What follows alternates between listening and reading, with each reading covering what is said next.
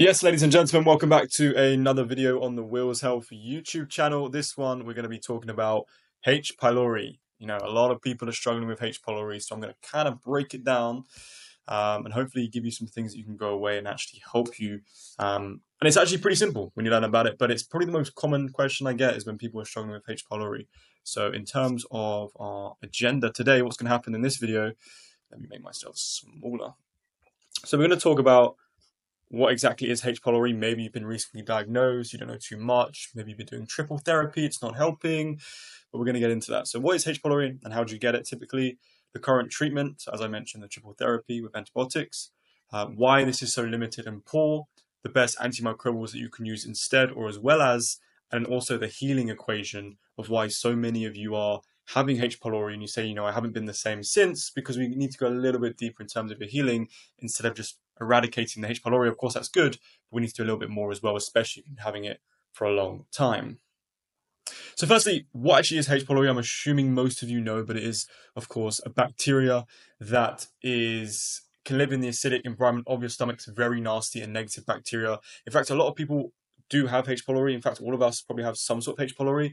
It's just when it overgrows, that's when we start to get negative effects. And usually you get it from contaminated food or water. So it's very common for people to go on holiday to, foreign countries and then they can pick it up there.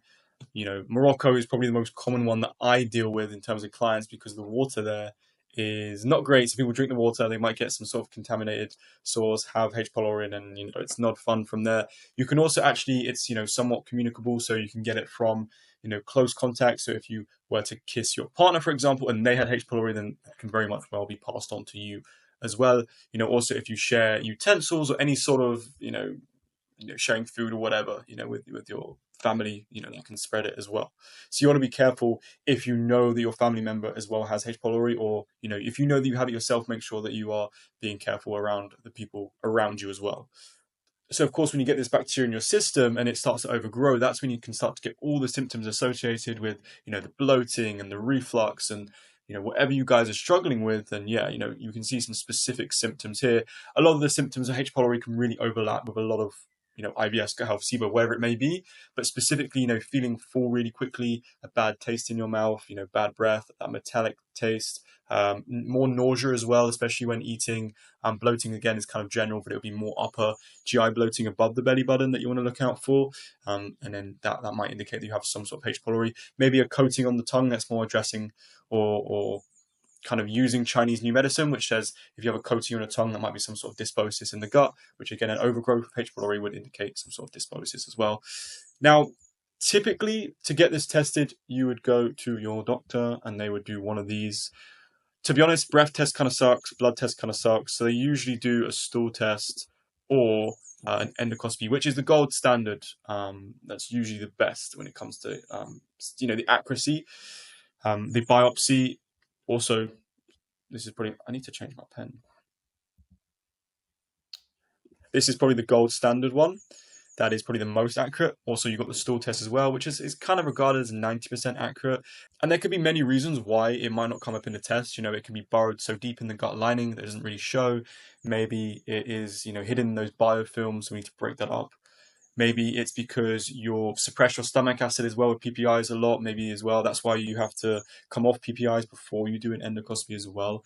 So maybe you didn't do that. So there could be many reasons why you get a false negative.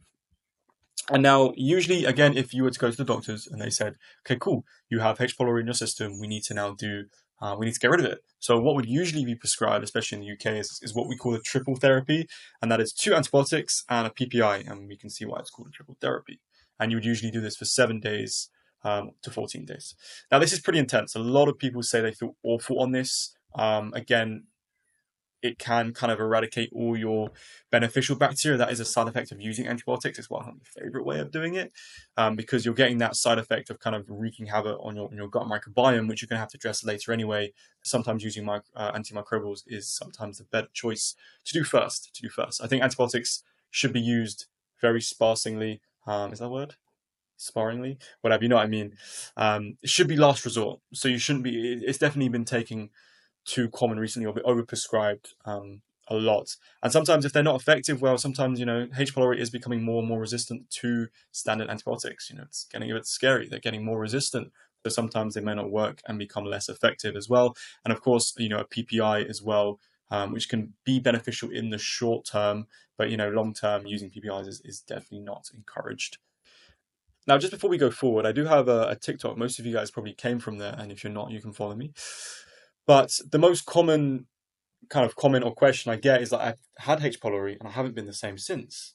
And to me, that makes sense because H. pylori is nasty and it can do a load of things. It can reduce stomach acid, and we're going to get into this, and it can, affect your gut lining and all these kind of things. So getting rid of H. pylori, even if you do it through antibiotics, is only step one. We actually need to address the damage that it's done over time to actually fully get back to where you were. That's why it's so common for people to say, look, I've had H. pylori, I've done antibiotics, and I'm still struggling, or I haven't been able to fully recover, because we need to go a little bit deeper. And that's what I'm going to explain to you in this video. So step one, well, not even step one, but obviously one of the steps is you have to get rid of the H. pylori, whether you do that through antibiotics or antimicrobials, can depend. But we have to go a little bit deeper. And as I mentioned before, let's have a look here. There's a lot of literature that really shows us what H. pylori can do. And I'm going to show you a little bit of what H. pylori actually does in the gut. And a lot of you guys at home actually might have gastritis as well. And you're thinking, how have I got gastritis? H. pylori is the leading cause of gastritis. And the literature tells us this. I'll show you if I've screenshotted. I'm not sure I have, actually. Let's have a look here. I'm not sure I included the screenshot of the study, but essentially it said H. pylori patients, virtually all people with H. pylori got gastritis. And the reason that is because this H. pylori burrows into the gut lining. Actually, I'm going to show you here. Let's have a look. So our first layer is this mucosal layer, which is actually our protective layer of our stomach, protects it from the stomach acid. But the H. pylori can burrow into that and cause issues, and that's when you get gastritis, when this mucosal layer is compromised. Okay, does that make sense? Hopefully it does. Of course, there's other reasons why you might get H. pylori as well. There's NSAID overuse. There's also diet and lifestyle factors. But if someone comes to me and says, look, I've got gastritis, my first thought is I might be H. pylori, because it's very common for you to get gastritis and H. pylori together. So again, hopefully that clears that up for you. But we need to go a little bit deeper than just eradicating the H. pylori. We need to actually address the long-term damage that is done in the gut, and I'm going to talk about this now. See, what H. pylori can do is it can, again, as I just mentioned, it can kind of burrow into that gut lining and cause some stomach lining damage. That's where we can get some gastritis. It can cause low stomach acid. This is really interesting. H. pylori needs to survive. Just like me and you, we need to survive. So we're going to do what we can to survive in this world. That's what H. pylori is doing. It's not with you, it's working against you. So it actually secretes an enzyme, right, which helps neutralize your stomach acid. So it can stay and overgrow and overpopulate even better, because, if it can neutralize the stomach acid, less harsh environment, so it can continue to live. So, and again, we can see here that H. pylori raises the pH in the stomach. This is from this study. I'm going to link these studies down below if you guys want to learn a little bit more, but I'm just trying to make it really simple for you guys. The H. pylori can actually raise the pH of his stomach, all right? And your stomach needs to be a pH of 1 to 3. And it can actually raise above this to 4 to 7, right? And that's not good, because if our stomach acid is not acidic enough, it can't break down food very well. So then you start to get bloating. Even after if you've removed the H. pylori, you still have low stomach acid or not acidic enough stomach acid.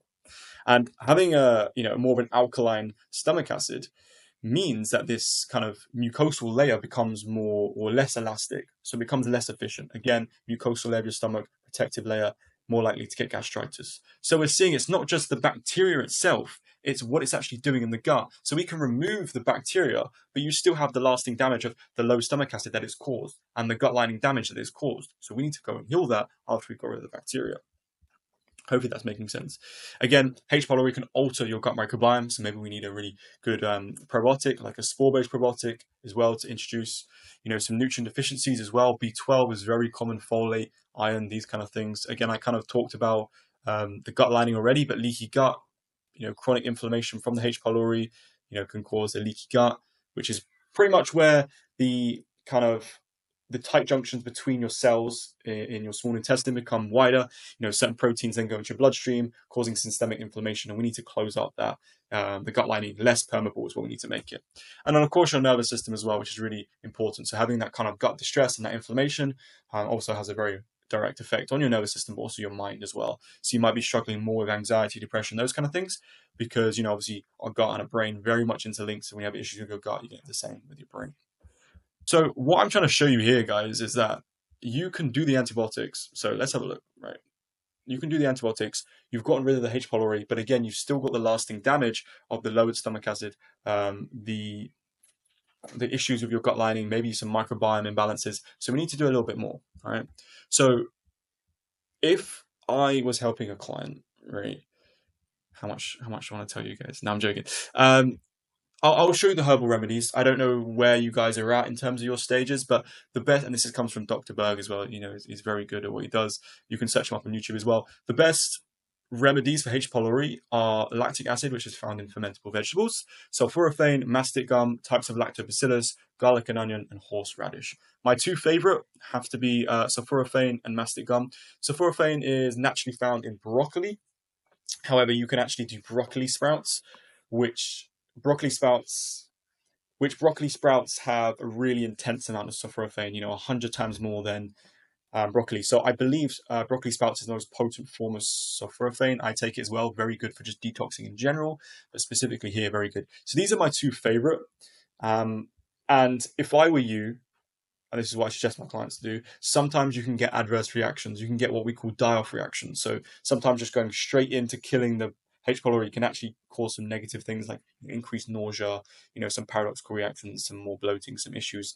So maybe you just want to start off with like maybe introducing some garlic and onion into the diet. Do you tolerate that well? And then we can maybe go into a Pylo Purge product, which actually has a combination of all these different things. One of my favorite is over here, this Pylo Purge product, and we can see it has mastic gum, the broccoli sprouts in there, and a few others that are quite good for H. pylori as well. And that's usually pretty well tolerated by most people. And usually you'd be on that for 1 to 3 months, depending on how severe your H. pylori overgrowth is.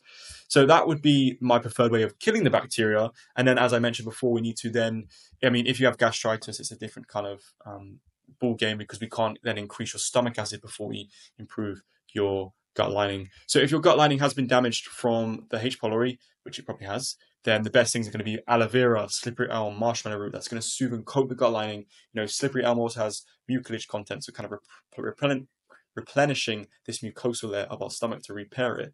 So once we've done that, you know, our gut lining is much better, then maybe we can start improving the stomach acid with lemon, ACV, betaine HCl, these kind of things. And then again, as I mentioned before, if you have dysbiosis, you can include, you know, a really good probiotic. I would encourage you guys to get bacillus-based strains. A lot of the probiotics out there are not good, so do that first.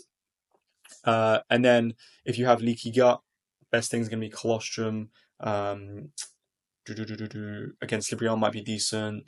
Butyrate, which is a fatty acid. I know I'm throwing stuff out there. It might seem a little bit complicated, but hopefully it's starting to make sense a little bit. I let me know in the comments if you need any more kind of help on this. But the main goal is to say, look, if you get rid of H. pylori, there's more to do than just that. Okay, and that's where I help people. Okay. Nutrient deficiencies, again, as you kind of repair your gut, hopefully the nutrient deficiencies will correct themselves, but also you can supplement. You know, a B complex is really encouraged at this stage, because B vitamins can definitely be the first ones to become deficient when you get gut issues. So I do encourage a methylated B complex alongside your stack of things to do. And the only thing is, make sure, you know, don't include acidic foods and spicy foods if you do have gastritis. Again, the first thing is repairing the stomach lining before we increase stomach acid, because gastritis is almost like a little cut in your body, and if you squeeze a lemon on that cut, it's going to sting. So if you're taking acidic foods, lemon, ACV, before we repair that gut lining, you're not gonna enjoy it. And that's, you know, as people with gastritis need to avoid acidic foods until we find the root cause, repair the gut lining, and then we can go into that as well. So hopefully that makes sense, guys. Any other questions, please drop them down below. I don't think I've missed anything. So yeah, the healing equation, which I mentioned, you know, to repair the gut lining, repair the gut microbiome, increase stomach acid, that's essentially the healing equation. The best antimicrobials I gave you. And yeah, I'm not saying you guys should never do antibiotics. I'm just saying I would probably, if it was me, I would probably do the antimicrobials first. There's tends to be less side effects and is as effective, if not more effective, than the antibiotics. And because they're broad spectrum mainly, they're gonna, you know, ruin your gut microbiome as well. So all the beneficial bacteria that you've built up over time, it's gonna wipe that out. So that's not a good side effect as well. I don't think there's anything else I'm missing. Again, if you guys want support in your gut health journey, or you want me to kind of hold your hand through this process, then please go to the top link in the description and you can see more about me, how I can potentially help you. You can book a free intro call. We can talk one-to-one, see your situation, how I can potentially help you, and see if you're a good fit for coaching as well. Because that's essentially what I do, guys. I do coaching, and I kind of create a program for you, so you're not kind of lost on what to do and when to do it and that kind of thing. So hopefully that makes sense. One thing I might just add as well, I mentioned the biofilms. So sometimes, let me actually mention this first. We want our detox pathways to be open before we start killing H. pylori. The most important detox pathway is essentially going to the toilet, so your colon. If you're constipated and you're taking Pylopurge, you're killing the bacteria, and you're not actually excreting this, doesn't matter. It doesn't matter. Like, we need to open up our detox pathways, make sure we're sweating, our motility is good, liver function's good, and a couple others as well. So make sure that is good first before we start going into the killing phase. You can also maybe introduce some things to help detox you, like NAC or glutathione, which is body's master antioxidant, so it helps get rid of this H. pylori as well, especially if it's stuck in the biofilms. Hopefully that makes sense, guys. Any questions, please let me know. Again, I guess I could show you this. H. pylori is the leading cause of gastritis. We know this. It's not the only cause. And the literature literally says, guys, eradicating H. pylori alone doesn't fully cure gastritis. You still need to heal the gut lining, rebalance the microbiome, and reduce inflammation. And that's what we're doing. Get rid of H. pylori, and then also do the healing alongside of it. And of course, people without H. pylori can still have gastritis, but as I mentioned before, if someone does come to me with gastritis, my first instinct is going to be maybe H. pylori. All right, cool, guys. That's going to be it. If you guys want any other videos, I have a lot, gastritis, inflammation, diet, SIBO, whatever you guys are interested in or you're currently struggling with, let me know and I can help you. Again, top link in the description if you want my support in this. Any questions, DM me on TikTok or Instagram, wherever it is. I'll leave those links down below. And that's it. I hope that was helpful. Goodbye.